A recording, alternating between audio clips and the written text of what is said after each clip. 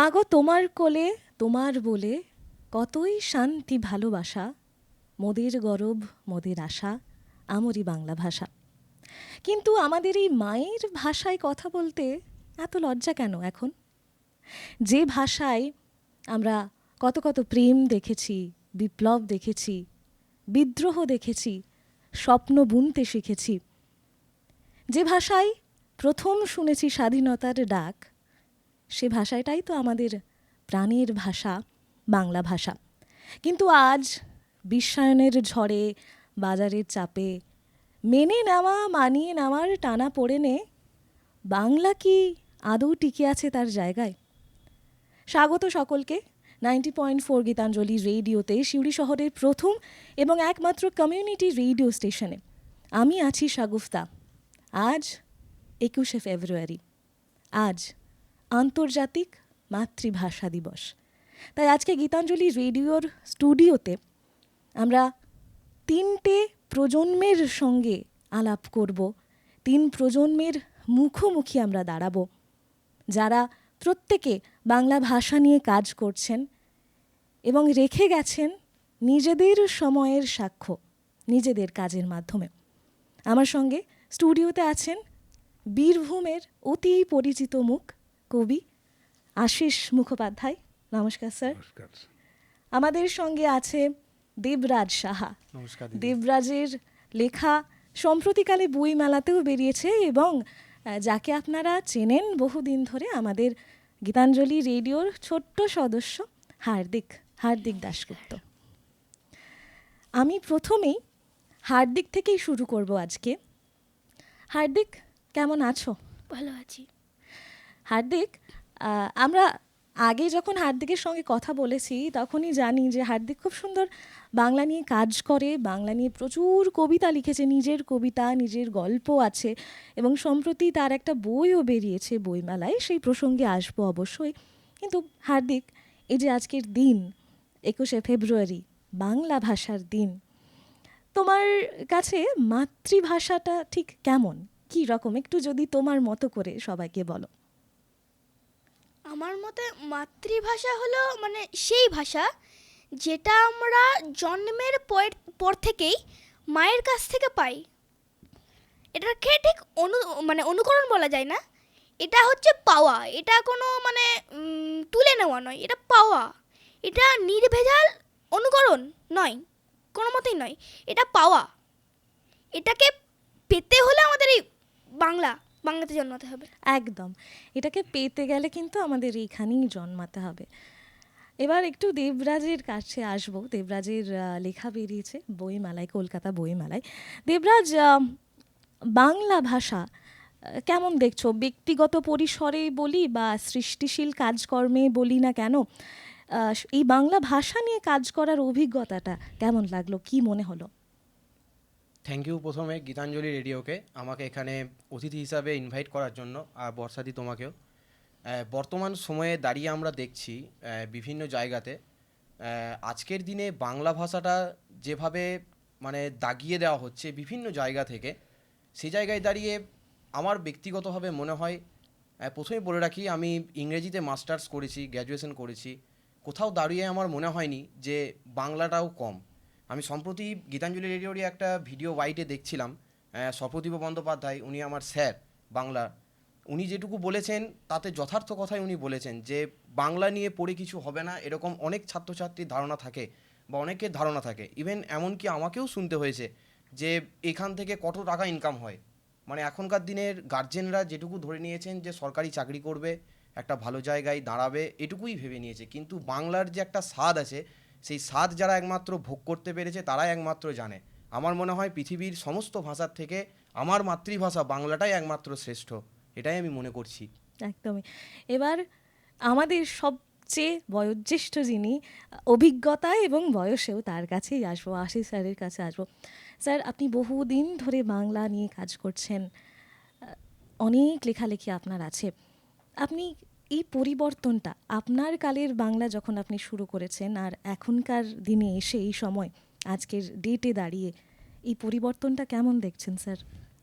আমি প্রথমেই বলি 21শে ফেব্রুয়ারির এই পুণ্য দিনে আমি হতাশ নই। বাংলা ভাষা আমাদের যে মনে হয় যারা আমরা বাংলাকে ভালোবাসি না, আমার মনে হয় তারাই হতাশ। এখনও আমাদের বই বিক্রি হয়, আমাদের লেখা পড়ে।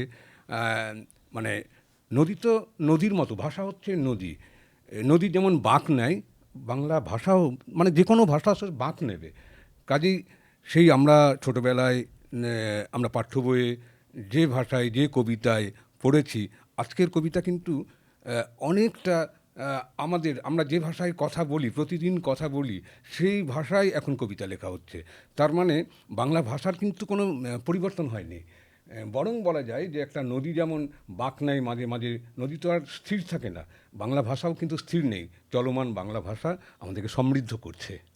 একেবারেই এই বাংলা ভাষা স্রোতস্বিনী নদীর মতো। কিন্তু সেই নদী, দেবরাজ, কোথাও গিয়ে মনে হচ্ছে যে সেই নদীটা এই এখন যেরকম তোমার জেনারেশন আমার জেনারেশন একই জেনারেশন, হার্দিকের জেনারেশন একটু পরে, স্যারের জেনারেশন আরও আগের, তো এখনকার দিনে দাঁড়িয়ে তুমি মানে কেমন দেখছো এই যে এত টেকনোলজি, এত প্রযুক্তি চারিদিকে, সেখানে প্রচুর প্রচুর কন্টেন্ট আমরা প্রত্যেক দিন সোশ্যাল মিডিয়াতে পাই। আমি এই জন্য তোমাকে জিজ্ঞেস করছি কারণ তুমি সোশ্যাল মিডিয়াতেও লেখালেখি করো, সমাজ মাধ্যমে তুমি লেখালেখি করো, সেখানে প্রচুর প্রচুর অ্যাপ্লিকেশন আছে, বিভিন্ন রকমের অ্যাপ্লিকেশন আমরা আজকে প্রযুক্তির দিকে দাঁড়িয়ে ব্যবহার করি। আবার যারা পিএইচডি করছে, যারা পিএইচডি নিয়ে এগোচ্ছে, তাদেরকে কিন্তু কোথাও গিয়ে ইংরেজিতেই সেই পড়াশোনাটা চালিয়ে যেতে হয়। তাহলে সেখানে বাংলার গ্রহণযোগ্যতাটা কত, তোমার কি মনে হয়? যেহেতু আমি বর্ধমান বিশ্ববিদ্যালয়ের স্টুডেন্ট, আমার এটুকু অভিজ্ঞতা রয়েছে, আমাদের ইউনিভার্সিটিতে বাংলা ডিপার্টমেন্টের স্কলার সব থেকে বেশি, সম্ভবত 30 থেকে 35 জন।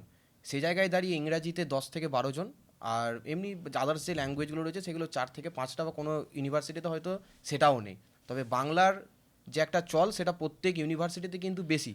আজকে যখন পিএইচডি যখন যারা গবেষণায় যারা আসছেন, তারা কিন্তু বাংলা ভাষাকে নিয়ে কিন্তু এগিয়ে আসছেন, এটা একটা গর্বের বিষয়। আর সবথেকে আরেকটা ব্যাপার, আমি একটা সেমিনারে অংশগ্রহণ করেছিলাম, এআই এবং কবিতা, মানে আর্টিফিশিয়াল ইন্টেলিজেন্স নাকি কবিতা লিখছে। এটাকে আমি প্রথমভাবে একটু নাক সিটকানোর মতন একটা ব্যাপার হিসেবে দেখেছিলাম, যেহেতু আমি কবিতা খুব কমই লিখি, তবে গল্পগুলো লিখি। আমি বন্ধুদের কাছ থেকে এটুকু শুনেছি যে এআই গল্পও লিখছে। একদিন নিজেকে ঠিক করলাম যে আমি এআইয়ের সাথে রাত্রেবেলায় কথা বলবো, ও কেমনভাবে গল্প লিখছে বা কবিতা লিখছে সেটা আমি নিজেকে ওকে টেস্ট করব। তার রীতিমতো আমি বন্ধুদের সামনে নিয়েই বসি। যেটুকু লক্ষ্য করলাম যে এআইকে যদি আমি নিজের ফিলিংস বা ইমোশন বা আমি যেরকমভাবে চাই, যে জনরাটা আমি একটা গল্পের মাধ্যমে ফোটাতে চাই, সেটা যখন লিখছি ও হুবহু ডিটো কপি করে দিচ্ছে। কিন্তু কোথাও দাঁড়িয়ে মনে হচ্ছে বাংলা ভাষা সেই ভাষাটা আনতে পারছে না, যেটা আমরা প্রত্যেক দিন যেটা আমরা ব্যবহার করি। কারণ ইংরেজি আমাদের কাছে বিরিয়ানি, আর বাংলা হচ্ছে এক মুঠো ভাতের সমান। ভাত খেয়ে যে আমরা তৃপ্তিটা পাবো, বিরিয়ানি খেয়ে সেই তৃপ্তিটা আমরা পাবো না। সেটা এই এআই মানে যতই উন্নত হোক বা যতই ডেভেলপ হোক, মনে হয়েছে যে এআই লিখতে পারে না, মানে এটা অসম্ভব একটা ব্যাপার। আর আরও একটা ব্যাপার যেটা আমি লক্ষ্য করেছি সোশ্যাল মিডিয়াতে লিখতে গিয়ে, কারণ আমি এমন অনেক জায়গায় দেখেছি যে অনেকের কাছেই বলতেও শুনেছি যে এখন মানুষ বই পড়া ছেড়ে দিয়েছে, মানে নতুন লেখক বা পুরনো লেখকের পাঠকের কাছে বই কেনে না। এটা আমি নিজেও একটা মানে প্রমাণ হিসাবে দেখেছি, কলকাতা বই মেলাতে প্রচণ্ড ভিড়, মানে ভেতরে মেলা পর্যন্ত মানে যাওয়ার সাহস পর্যন্ত পাইনি, কারোর হাতে কিন্তু বই দেখিনি। এটা একটা মানে কি বলবো, মানে এটা একটা মানে দেখতে খারাপ লাগলো। আবার এটুকুও দেখলাম বাড়ি এসেই অনেকেই দেখছি বইয়ের ছবি তুলে মানে ফেসবুকে স্টোরি দিচ্ছেন বা এই বইগুলো সংগ্রহ করেছেন। আমার একটা দিক থেকে খারাপ লাগলো, যেহেতু আমরা এখন নতুন লেখক, যেমন হার্দিক নতুন লেখক, আমি নতুন লেখক, আমাদেরকে সমাজে সুযোগ করে দেওয়া হচ্ছে না। মানে যেসব লেখকরা রীতিমতো লিখছেন আজ 10-15 বছর বা তারও বেশি, তাদের লেখক নতুন লেখকদের পাঠকরা তাদেরটাই পড়ছেন, কিন্তু আমাদেরগুলো সেভাবে উৎসাহ দেবার কেউ নেই। আমি স্যারের সাথে একটু আগে কথা বলছিলাম যে আমাদেরকে যদি কেউ একটুভাবে উৎসাহিত করে, আমরা আলো ভালো জায়গায় পৌঁছাতে পারবো। ভুলগুলো যদি কেউ ধরিয়ে দেয়, কারণ বাংলা ভাষাটা হচ্ছে সবথেকে কঠিন, ইংরাজি অনেকটাই সোজা, বাংলা ভাষাটা কঠিন। কারণ আমি বাংলা পড়েছি, আর আমার মাস্টার্সে বাংলা আমার স্পেশাল পেপার ছিল, যে কারণে আমি বলতে পারছি বাংলা ভাষার যে একটা রস আস্বাদন আছে সেটা যারা করেছেন তারা একমাত্র জানেন, তাই এটা আলাদা করে বলার কিছু নেই। তবে এটুকু একটা ভালো লাগলো, যদি কেউ আমাদেরকে উৎসাহিত করেন, আমরা আগামী দিনে আগামী প্রজন্মকে আরও ভালো লেখা আমরা উপহার দিতে পারবো, সেটা সোশ্যাল মিডিয়ায় হোক বা বই আকারে বা যে কোনো কলাম আকারে বা কোলাজ আকারে। একদমই। আমি একটু হার্দিকের কাছে আসি। আজকের এআই জেনারেশন তুই কি মনে হয় যেটা বলল আমাদের দেবরাজ, তোমার দেবরাজ দাদা, কি মনে হচ্ছে এআই পারবে সেই ফিলিংটা আনতে, সেই অনুভূতিটা কোনো লেখার মধ্যে সঞ্চার করতে? কি বক্তব্য তোমার, একটু শুনি। হয়তো আমরা যেটা চাই মানে যেটা আমরা দিচ্ছি ওকে, মানে আমরা যে ইনস্ট্রাকশনটা ওকে দিচ্ছি সেটা হয়তো ও মানে কোনো একটা ছন্দের সঙ্গে মিলিয়ে মানে কোনো লাইন কোনো কিছু অ্যাডপ্ট করে ও লিখতে পারবে, কিন্তু একবারে স্যাটিসফ্যাক্টরিটা কিন্তু এআই এর কাছ থেকে আসবে না, সেটা মানুষের মন থেকেই আসবে। যেমন রবীন্দ্রনাথ বলেছিলেন, মাতৃভাষা হচ্ছে মায়ের দুগ্ধের মতো, আর বিদেশি ভাষা হচ্ছে কৃত্রিম উপায়ে রন্ধন করা দুগ্ধের মতো, যা ব্যবহারে অপরিহার্য, কিন্তু মাতৃদুগ্ধের মতো সহজলভ্য নয়। একদমই তাই। এই যে এত সুন্দর করে সবাইকে বুঝিয়ে তুমি দিলে, তার জন্য তো অনেক অনেক ধন্যবাদ। কিন্তু আরও একটা জিনিস তোমার কাছ থেকে জানতে ইচ্ছা করছে। হার্দিকের সঙ্গে যখন কথা বলছিলাম আজকে ক্যামেরার ওপারে, তখন জানলাম যে হার্দিক এই স্টুডিওতে আসার আগেই একটা কবিতা লিখে ফেলেছে হঠাৎ করে। তো আমার কেন জানি না এখন মনে হচ্ছে যে হার্দিকের সেই কবিতাটা যদি আমরা একটু শুনতে পেতাম সবাই। বাংলা ভাষা।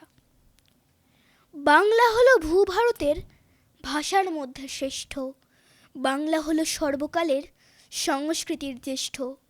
বিশ্বকবি রবীন্দ্রনাথ, বিদ্রোহী কবি নজরুল, কাব্যবৃক্ষে তাদের কবিতা যেন ফোটে হয়ে ফুল। আমরা বাঙালি, বাংলা মোদের অহংকার, তাহা হারালেই হবে শত শত হাহাকার। মোগলাই খানা খেলে আমরা দিই বাহবা তাকে, বাঙালি খাবার খেলেই মনে পড়ে যে মাকে। প্রাণের ভাষা বাংলা ভাষা, মধুর চেয়েও মিষ্টি, এই ভাষাতেই লুকিয়ে আছে সেরার সেরা সৃষ্টি। অস্কারের ওই মঞ্চে যখন সত্যজিতের জয় গান, বিশ্ব পেল বাংলা ভাষা শ্রেষ্ঠত্বেরই সম্মান। দ্বিজেন্দ্রলালের ছন্দে দোলে বাংলা ভাষার গান, বিবেকানন্দের বাণীতে জাগে বাঙালির প্রাণ। ছন্দে সুর আর তেজস্বিতাই যে ভাষার এমন রূপ, বিশ্বসভায় সেই বাংলায় শ্রেষ্ঠত্বের স্বরূপ। কিছু তো বলার নেই। হার্দিকের কবিতা আমরা সবাই শুনেছি এর আগেও। আমি হার্দিকের কাছে এটুকু জানতে চাইবো, এই কবিতাটা লেখার পেছনে মানে হঠাৎ করে কি এমন তোকে নাড়া দিল যে এইটা বয়ে চলে এলো, একদম পাতায় সেজে চলে এলো নিজে থেকেই? না, আমি আমার মানে পরীক্ষাটা বাংলা পরীক্ষা ছিল, তার আগে আমি ব্যাকরণে একটা ইয়ে পড়ছিলাম, ওই যে প্যারাগ্রাফ বাংলা ভাষা নিয়ে। তো ওখান থেকে মানে তারপরে কদিন পরে ওই যে 21শে ফেব্রুয়ারি মানে আজকের দিনটা, তার কথা মনে হলো, তখন হঠাৎ করে ছন্দ আর লাইন এই দুটো মনে পড়ে গেল। এগুলোকে মিলিয়ে মিলিয়ে মিলিয়ে মিলিয়ে লিখতে লিখতে দাঁড়িয়ে গেল। একদমই তাই। স্যার, হার্দিকের মতো আজকের এআই জেনারেশন এত মানে গভীরে গিয়ে এত সুন্দর লিখতে পারছে, তার বাংলার ছন্দই বলুন, তার শব্দ চয়ন বলুন, আপনি অবশ্যই বুঝতে পারছেন। আমরা শুনে তো অবশ্যই মুগ্ধ হচ্ছি, স্যার আরও ভালো করে বুঝতে পারবেন। স্যার, এখনকার দিনে আরও একটা জিনিস দেখা যাচ্ছে, হার্দিক একদিকে দাঁড়িয়ে আছে, হার্দিকের মতো যারা বাংলা নিয়ে কাজ করছে সেটা একদিকে, অন্যদিকে এটা দেখছি যে বাংলা মাধ্যম স্কুলের আমরা আস্তে আস্তে সেগুলো হারিয়ে যেতে দেখছি, এবং সাথে সাথে, কেউ আমাকে মারবেন না প্লিজ, ইংরেজি মিডিয়ামের প্রচলন বেড়েছে। কি মনে হচ্ছে স্যার? আসলে এটা কিন্তু আমি বলবো যে সময়ের সঙ্গে যে আমরা এমন তো নয় যে যারা সাহিত্য করি, যারা সংস্কৃতি, তারাই বাংলা ভাষাকে বাঁচিয়ে রাখবে, এমন তো নয়। সেখানে সরকারের দায়িত্ব আছে, সমাজের দায়িত্ব আছে। এখন হয়ে গেছে কি, আমাদের সময়ে মানে আমরা পড়াশোনা করেছি মনের আনন্দে, কোনো চাপ ছিল না। এমনি কেউ চাকরি পেয়েছি, কেউ পাইনি, কোনো পেশার। এখন কিন্তু প্রত্যেকটা বাচ্চাকে মানে তাদের চিন্তা করতে হয়, তাদের মা বাবাকে চিন্তা করতে হচ্ছে যে পরবর্তী যে এতে আছে, প্রতিযোগিতায় যেতে হবে, সেখানে কি বাংলা হেরে যাবে, এই যে একটা ভাবনা, সেই ভাবনার ভয় থেকেই আমার মনে হয় হার্দিকদের জেনারেশন মানে বাংলা মিডিয়াম ছেড়ে অন্য জায়গায় গেছে। তবে আমি বলবো যে এখনও বাংলা ভাষাকে বাঁচিয়ে রেখেছে গ্রামের মানুষ, গ্রামের স্কুল। হাজার হাজার ছেলে মেয়ে এখনও কিন্তু বাংলা মাধ্যমে পড়ছে, তারা দারুণ ভালো রেজাল্ট করছে। তারা, আমরা তো দেখেছি মাধ্যমিকের যখন রেজাল্ট বেরোয়, তারা কেউ সাহিত্য সংস্কৃতির সঙ্গে নিবিড়ভাবে যুক্ত থাকার পরও কিন্তু বাংলা ভাষাকে আঁকড়েই তারা বড় হচ্ছে। কাজে এই ভুল একদিন হয়তো ভাঙবে। হ্যাঁ। একদমই। আর হার্দিকের ব্যাপারে বলি, ও তো কথা খুব ভালো বলতে পারে, আমি পারি না এটা। হ্যাঁ, দুর্দান্ত কথা বলতে পারে, ও আরও অনেক বড় হবে। আর কবিতা লেখার ক্ষেত্রেও ওর যেমন গল্পর বই রয়েছে, কিন্তু কবিতাও ওর হবে আর কি, এটুকু আমার মনে হলো। একদমই। আচ্ছা দেবরাজ স্যার যে বললেন সমাজের একটা দায়িত্ব আছে এই ভাষাটাকে বাঁচিয়ে রাখার, একটা বড় দায়িত্ব সমাজের। এই সমাজের মধ্যে তো আমরা সবাই পড়ছি, সবাই ইন্ডিভিজুয়াল, সবাই পড়ছি, প্রত্যেকে।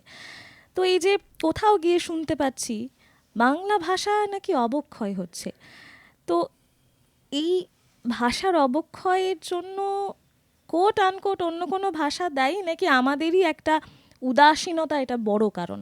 কি মনে হয় তোমার? এটা তুমি একটা ঠিক বলেছো যে বাংলা ভাষাটাকে নিয়ে প্রথম যেটা আমার ব্যক্তিগতভাবে যেটা মনে হচ্ছে, যে এজন্য আমাদের সমাজটাই বোধহয় আগে দায়ী। কারণ যারা গার্জেন আছেন, যারা অভিভাবক আছেন, মানে সেই বাচ্চাটাকে তারা ইংলিশ মিডিয়াম স্কুলে ভর্তি করাচ্ছেন, মানে এটা মানে বলতে কোনো দ্বিধা নেই। কারণ 80% বাবা মাই আছেন যারা তাদের ছেলেদেরকে বা মেয়েদেরকে নিজে একটা ভালো ইংলিশ মিডিয়াম স্কুলে ভর্তি করছেন। তারপর সেই ছেলেটা যখন কম্পিটিটিভ লাইনে যাচ্ছে, তখন সেই ছেলেটা বা মেয়েটা একটা ভালো রেজাল্ট ফল আদায় করছে। কিন্তু যখন আমরা যারা গ্রাম থেকে উঠে এসেছি, বা আমরা যারা জেন জি জেনারেশনের, যেহেতু আমরা ইংলিশ মিডিয়াম স্কুলে আমার বাবা মা পড়াননি, এটা আমার বাবা মাদের কাছে আমি অন্তত গর্ববোধ করি যে কি ভাগ্যিস পড়াননি। কারণ এটা একটু মনে হয়েছে যে বা ইংলিশ মিডিয়াম স্কুলটা মানে বাংলা মিডিয়াম স্কুলের থেকে অনেকটাই এগিয়ে, মানে ইংলিশ মিডিয়াম এগিয়ে নয় তা বলছি না, অনেকটাই এগিয়ে। তবে বাংলা মিডিয়াম স্কুলগুলোতে যেগুলো আমি লক্ষ্য করছি অনেকটাই পিছিয়ে পড়েছে এখন, কারণ স্টুডেন্ট হচ্ছে না, ছেলেপিলে ভর্তি হচ্ছে না, এটা একটা ব্যাপার। আর তুমি যেটা বললে, আমি বেশ কিছুদিন আগে, খুব সম্ভবত 1 থেকে 1.5 মাস আগে, Kolkata international micro film festival হয়েছিল, একটা কন্টেন্ট রাইটিং অংশগ্রহণ করেছিলাম, সিনে রাইটিং কম্পিটিশন, মানে সিনেমা লেখার প্রতিযোগিতা। যেহেতু ওটা ইন্টারন্যাশনাল ছিল, কলকাতার মতন প্ল্যাটফর্মে বিভিন্ন জায়গা থেকে ভাষাভাষীর লেখকেরা সেখানে নিজেদের লেখা জমা করেছিল। এবার আমি বরাবর বাংলাতে লিখি, একটা গল্প লেখার একটা সিনেমা লেখা অনেকটাই আলাদা। লাইফের প্রথম অভিজ্ঞতা, যেহেতু আমার ফিল্ম পেপারটা ছিল আমার ইংলিশের পেপারে, সেখান থেকে আমি জানতে পেরেছিলাম যে একটা সিনেমা কিভাবে লেখা হয়। আমি আমার নিজের ভাষাকে নিয়ে এগিয়ে গেছি। যখন আমি স্যারদেরকে বলি যে স্যার এরকম বাংলা ভাষা নিয়ে লিখেছি, স্যার প্রথমেই বললেন যে দেখো ওখানে অনেক রকমের ভাষা থাকে যেগুলোতে মানে স্থান পায় বা একটা পজিশন পায়। সেই জায়গায় দাঁড়িয়ে গর্ব অনুভব করছি যখন শুনলাম যে আমি একমাত্র ছেলে যে বীরভূম জেলার ফার্স্ট রানার আপ হয়েছি, আর বীরভূম থেকে আমি একমাত্র যে ওই কলকাতার ওই প্রতিযোগিতায় অংশগ্রহণ করতে গেছি। এটা হচ্ছে প্রথম। দ্বিতীয় হচ্ছে আনন্দবাজার পত্রিকা, দ্য টেলিগ্রাফ, ফেডারেল ব্যাংক আয়োজিত speak for India world largest debate contest, যেটা আমাদের হয়েছিল খুব সম্ভবত প্রভাত জ্যোতির্ময়ী কলেজে 2022 বা 23 এই সালটাতে। তখনও দেখেছিলাম যে একটা ডিবেট কন্টেস্টে সবাই ইংলিশে বলছে, আমি ছিলাম আর বীরভূম মহাবিদ্যালয়ের একজন আমারই একটা বন্ধু ছিল, আমরা দুজনই একমাত্র বাংলাতে বলেছি। তা বীরভূম জেলা থেকে আমরা প্রথম স্থান অধিকার করেছিলাম বোধহয়, খুব সম্ভবত প্রথম, হ্যাঁ, মানে বীরভূম জেলা থেকে আমরা চ্যাম্পিয়ন হয়েছিলাম। তার পর মুহূর্তে আমরা জেভিয়ার্স কলেজে কন্টেস্ট অংশগ্রহণ করি, সেন্ট জেভিয়ার্স কলেজ বর্ধমান। সেখানে লক্ষ্য করি যে 80% ছেলেমেয়েই সবাই ইংরেজিতে কথা বলছে, আর দর্শকরা শুধু শুনছেন আর নাম্বার বসাচ্ছেন। যারা দর্শক ছিলেন তারাও কিন্তু মানে ইংলিশটা বোঝেন, বাংলাটা আশা করছি তা ওনারা বুঝতেন না। সে জায়গায় দাঁড়িয়ে আমরা ভেবেছিলাম যে আমরা বেরিয়ে যাব, মানে কারণ আমরা নিজেরাও জানতাম যে হবে না। আমার বন্ধুরা তো অলরেডি বলেই দিল যে এনারা শুনবেন না আমাদের বাংলা কথাটাকে, তা হবে না, আমরা বালি চলে যাই। আমি বলেছিলাম যে না, বাংলাটাকে নিয়ে দেখি না। আমার বিষয় পড়েছিল গণতন্ত্রই হচ্ছে ভারতের মূল স্তম্ভ। আমি বাংলাটাকে নিয়ে এগিয়ে গেছিলাম, এবং কি বাংলাটাকেই নিয়েই ধরে রেখেছিলাম বলে আমরা দ্বিতীয় স্থান অর্জন করেছিলাম। আমার প্রথম দরকার নেই, তৃতীয় দরকার নেই, দ্বিতীয়তে তো আছি, আমার যাই হোক বাংলা ভাষা তো আমার শ্রেষ্ঠ ভাষা, আমার তো জিতেছে। বাংলা থেকে পজিশন পেয়েছিল, ইংরেজি থেকে পজিশন পেয়েছে এবং হিন্দি থেকে, এই 3টে ভাষা থেকে পুরস্কৃত করা হয়েছিল আমাদেরকে। তা আমার মনে হয়েছে যে বাংলা পিছিয়ে নেই, আর যদি কোনো দিন পিছিয়ে পড়ছে তা সেটা একমাত্র আমাদের জন্যই, কারণ আমরা বাংলাটাকে সেভাবে পড়ছি না। আজকে বাংলাতে যে কোনো কিছুই বেরোচ্ছে, বাংলা সিনেমা হোক বা বাংলা কোনো কাব্যগ্রন্থ হোক বা গ্রন্থ হোক, আমরা কি আদৌ ভাবছি? আজকে সাউথের কোনো সিনেমা বেরোলে মানুষ বক্স অফিস মানে বা ইয়ে করে দেয়, মানে ভাঙচুর হয়, মানে প্রচণ্ড মানে লেভেলের বক্স অফিসটাকে এগিয়ে নিয়ে যাওয়া হয়। কিন্তু আজ বাংলার এই বাংলাতে দাঁড়িয়ে বাংলার কোনো সিনেমা যদি রিলিজ করে, সেখানে বক্স অফিস দেখা যায় না যে বক্স অফিসে একটা বাংলা সিনেমা দেখে কী হবে, এরকম একটা আওয়াজ শোনা যায়। তাই এর জন্য আমরাই দায়ী, আমার যেটুকু মনে হয়। কিন্তু এখনকার বাবা মায়েদের এতটা দোষ দেওয়াও তো উচিত নয়, কারণ যেখানে তারা জানেন যে আমার বাচ্চাদেরকে একটা বড় জায়গায় পৌঁছাতে হবে, সেটা কোনো কর্পোরেট ফিল্ড হোক বা কোনো আরও বেশি উচ্চশিক্ষা হোক, বা তুমি ধরো না কোনো সিভিল সার্ভিস পরীক্ষায় হোক, সেটা তো গোটাটাই ইংরেজিতেই তাকে দিতে হচ্ছে। তো সেখান থেকে বাবা মায়েদের তো একটা ভীতি থাকবেই যে আমি বাংলাটাই দেখো, যদি আজকে তাই যদি হতো তাহলে রবীন্দ্রনাথের বাবা মাই বোধহয় বলতো যে তুই প্রাইভেট সেক্টরে চাকরি কর, বা সত্যেন্দ্রনাথ চক্রবর্তী বা আরও যারা রয়েছেন, মাইকেল মধুসূদন দত্ত, তারাশঙ্কর বন্দ্যোপাধ্যায়, এই আমাদের এই বীরভূমেরই যা সব মানুষজন, তার ওনাদের বাবা মারাও চাইতো যে তুই প্রাইভেট সেক্টরে চাকরি কর বা গভর্নমেন্ট সেক্টরে চাকরি কর। ওনারা কিন্তু এই সমাজের কথা বা আমাদের এই দেশের কথা ভেবেছেন বলেই আজকে আমরা ওনাদেরকে ইতিহাসের পাতায় পড়ছি। আর ইতিহাসের এই যে পাতাটাই পড়ছি, এটাতে কি একটা কম আনন্দ নয়? মানে এই যে আমরা যদি বাংলা ভাষাটাকে নিয়ে যদি এগিয়ে নিয়ে যাই, আর যা অবস্থা বাংলার, তাতেও এই সময়ে দাঁড়িয়েও ওই আমার স্যারই বলেছিলেন যে এরকম সময় একটা রবীন্দ্রনাথ দরকার আছে। তা সত্যি যদি এরকম যদি কি হার্দিকের মতো ছেলে যদি উঠে আসে, এ তো আর এত মানে আমি এর মতো বয়সে বাংলাটা কি সেটাই জানতাম না। এ যা এখন থেকে যেভাবে ও উঠে পড়ে লেগেছে, আমি জানি এ হয়তো দ্বিতীয় রবীন্দ্রনাথ হতেও পারে কোনো দিন। তবে একে আমরা যথাসম্ভব আমাদের সাপোর্ট করাটুকুই উচিত। বাংলা ভাষাটা বেঁচে থাকুক, এটাই মানে চাই। হার্দিক রবীন্দ্রনাথ না হয়ে যদি হার্দিক সেনগুপ্তই হোক, সেটাই আমরা চাই। হার্দিক নিজের মতো করে লিখুক। স্যার, এখানেই আমি আপনার কাছে জিজ্ঞেস করতে চাই একই কথা, এই একই প্রশ্ন থাকবে আপনার জন্য, যে বাবা মায়েদের তো আমরা দোষ দিতে পারি না এখানে, কারণ আমাদের পুরো সমাজটাই হয়তো সেই দিকেই এগিয়ে চলছে। এখানে কার কি করণীয়, কি করব আমরা স্যার? তোমাকে বলি, সুনীল গঙ্গোপাধ্যায়রা একবার রাস্তায় নেমে আন্দোলন করেছিলেন যে কলকাতার অন্তত যে সাইনবোর্ডগুলো অন্তত বাংলায় লেখা হোক। বহুদিন ধরে সুনীল গঙ্গোপাধ্যায়ের সঙ্গে তরুণ কবিরা যোগ দিয়েছিলেন, কিছুটা সফলও হয়েছিলেন। তারপর সময় যত গেছে আবার সেই জায়গায় ফিরে এসেছে। তো আমি হতাশ নই কখনোই, যে আমার মনে হয় যে বাংলা ভাষা এখন যে গেল গেল রব উঠেছে, আমার মনে হয় সেটা নয়।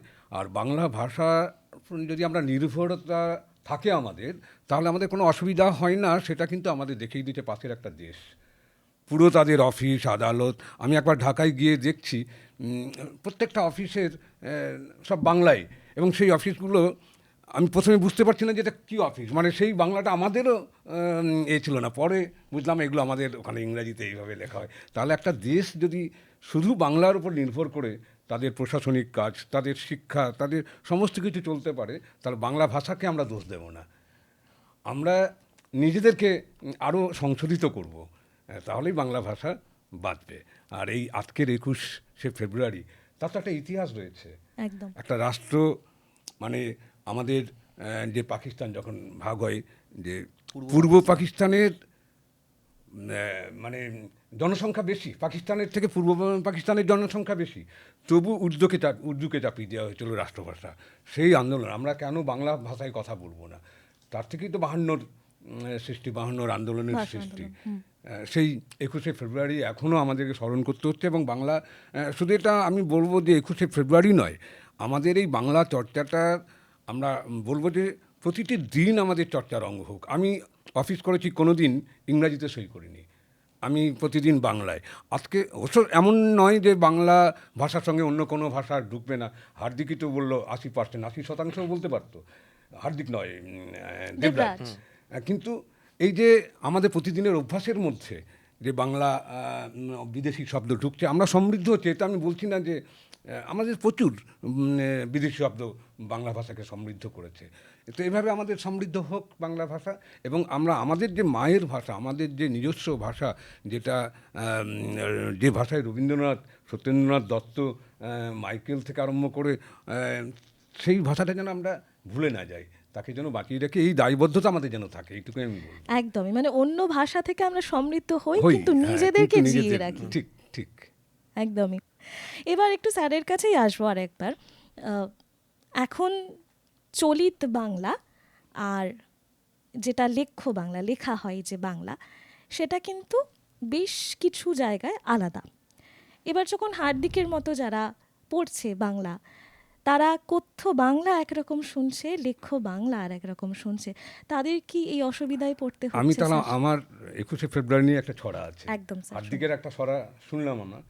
হ্যাঁ, আমি বারবার বলি, হার্দিকদেরও বলবো, যে তুমি যে ভাষাতে কথা বলছো সেটাই সাহিত্যের ভাষা হোক, তাহলে মানুষ বেশি গ্রহণ করতে পারবে। আমি তাহলে 21শে ফেব্রুয়ারি নিয়ে একটা লেখা আমি শোনাই। অবশ্যই স্যার। 21-এর কথা। আমার কথা আমি বলবো, তোমার কথা তুমি, নাচবে তাতেই নীলাঞ্জনা, গান গাইবে ভূমি। আমার গলায় মুকুন্দ দাস, অতুল প্রসাদ কাকুর, এই ভাষাকেই প্রাণে ধরেন রবীন্দ্রনাথ ঠাকুর। 21 আমার, 21 তোমার, 21 সুখের ভারী, ক্রিকেট মাঠে যেমন কিনা ওভার বাউন্ডারি। আমার ভাষা তোমার ভাষা, হৃদয় ছুঁয়ে থাকে, রাগলে থাকে, জাগলে থাকে, আগলে রাখে মাকে। আমার মনে তোমার মনে সযত্নে থাক আঁকা 52 সাল, 21 তারিখ, ফেব্রুয়ারি, ঢাকা। এখানে কিন্তু আমি আমার শব্দ, আমি যে ভাষায় এখন কথা বলছি সেই শব্দই এখানে ব্যবহার করেছি। সেই শব্দই। আমরা যখন লেখা শুরু করি আর কি, আমরা দেখতাম নীরেন চক্রবর্তী, শঙ্কর ঘোষ, সত্যজিৎ রায় নিজেও তো অজস্র লিখেছেন। তো উনি ওই যে মোড়ে তরে বাংলা ভাষার মধ্যে এইগুলো উনি বর্জন করতেন, মানে সেটা খারাপ তা নয়, কিন্তু বাংলা ভাষা তো এগিয়ে আসছে। প্রথমেই বললাম যে নদী যেমন বয়ে যাচ্ছে, তার সময়ের সঙ্গে সঙ্গে তার ভাষা পাল্টাচ্ছে, সেই সময়ের ভাষাটাকে যদি আমি দিতে পারি তাহলে লেখা আরেকটু ভালো হবে। হার্দিকের মতো যারা লিখতে আসছেন, তো কবিতার ক্ষেত্রে এইসব ব্যবহার করার চল রয়েছে। ও নিশ্চয়ই গদ্যটা ভালো লিখেছে, এখনকার সময়ের ভাষায় লিখেছে। ওকে কবিতা লিখতে গেলেও আর একটু অনুশীলন করতে হবে, আর বাংলা ভাষাটা আরও পড়তে হবে সবাইকে, যারা আমরা সাহিত্যের চর্চার মধ্যে আছি। এই একদমই। এবার একটু আমরা হার্দিকের কাছে আসি। হার্দিক, পরবর্তী কি কবিতা শুনবো আমরা তোমার কাছ থেকে? একটা মজার কবিতা, আচ্ছা। আমসত্ত্ব রহস্য। হতাশ হয়ে বসে আছে হারাধন দত্ত, সারা দিন খাই শুধু মিঠে আমসত্ত্ব। একদিন বাড়ি থেকে তার আমসত্ত্ব হলো চুরি, সেই থেকে তার মুখখানা হয়ে গেল ভারী। শেষমেশ রেগে গিয়ে গেল সে থানায়, চোর যদি আসে তবু কি করে বা পালায়। দারোগা তো নতুন কেসে হলেন বেজায় খুশি, তাড়াতাড়ি ডাকলেন, এসো এসো ওসি। বললে ওসি, কি আজ্ঞা মোরে? খুঁজতে হবে আমসত্ত্ব, নিয়ে গেছে যে চোরে। ওসি বলে, গোফ পাকিয়ে ঠুকে সেলাম, এইবার আমি তদন্তে গেলাম। ভয়ানক তদন্ত হলো 3 দিন ধরে, ঘুম নেই সারা রাত, এপাশ ওপাশ করে। দারোগা এবার নামলেন মাঠে, দত্তবাবু ছুটলেন আপ্যায়নে হাটে। দারোগা বলেন, চিলে কোঠায় থাকে কে? হুলো ছাড়া আবার কে? এবার যাব চিলে কোঠায়, তদন্ত হবে হুলোর বাসায়। চিলে কোঠায় পেলেম না তো কিচ্ছু, আছে সেখানে ছোট দুটো বিচ্ছু। হঠাৎ বলেন দারোগা বাবু, আরে আরে ওটা কি? হেসে বলেন দত্তবাবু, ও তো পুরাতন হাড়ি, থাকতো যে ঘি। হাড়িখানা খুলে দেখি, একি এ যে অবশেষে হুলোর কেরামতি।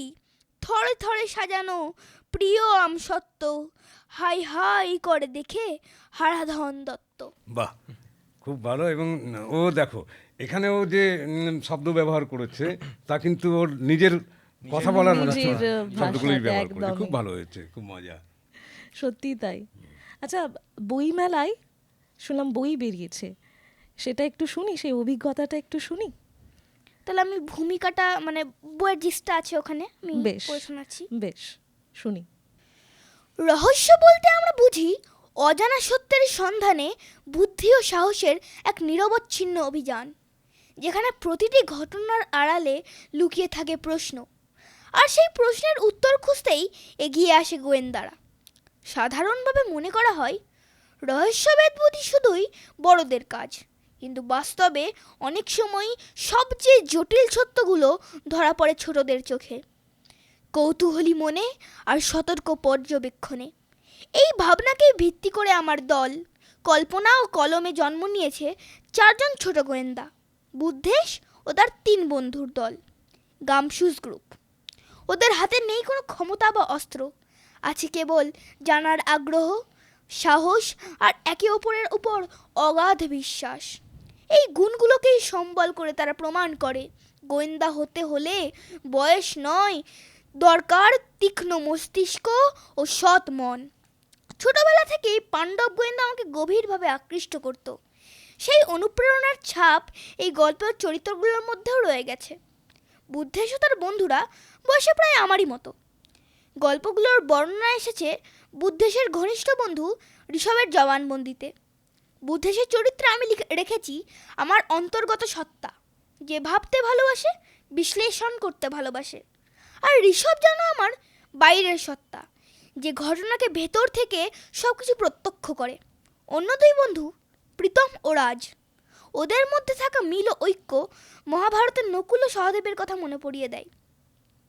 বুদ্ধেশের চোখ দুটি অত্যন্ত বুদ্ধিদীপ্ত, যদিও তার চোখে -2.5 পাওয়ার। পড়াশোনায় সে বেশ দক্ষ, তবে তার আসল শক্তি তার বিশ্লেষণী ক্ষমতা। নিজের প্রিয় গোয়েন্দা জয়ন্তর মতোই সে মানুষের মুখ ও চোখের দিকে তাকিয়ে তাদের মনের ভাষা বোঝার চেষ্টা করে। এই বইয়ের 4টি গল্পে 4 ধরনের অভিজ্ঞতার কথা বলা হয়েছে। কখনো এক অদ্ভুত চুরির রহস্য, কখনো ভয়ঙ্কর দুষ্কৃতীদের আস্তানায় ঢুকে দেশের স্বার্থে ভূত দেশের লড়াই, কখনো প্রিয় মানুষের জন্য, আবার কখনো প্রিয় মানুষের বিরুদ্ধেই সত্যের প্রমাণ জোগাড় করাই কঠিন পরীক্ষা। আর সবশেষে রয়েছে বাঙালির চিরকালের আকর্ষণ গুপ্তধন, যেখানে ইতিহাস ও ঐতিহ্যের সঙ্গে রহস্য এক সূত্রে বাঁধা। আমি আশা করি পাঠকেরাও বুদ্ধেশ ও তার বন্ধুদের সঙ্গে এই অভিযানে সঙ্গী হবেন।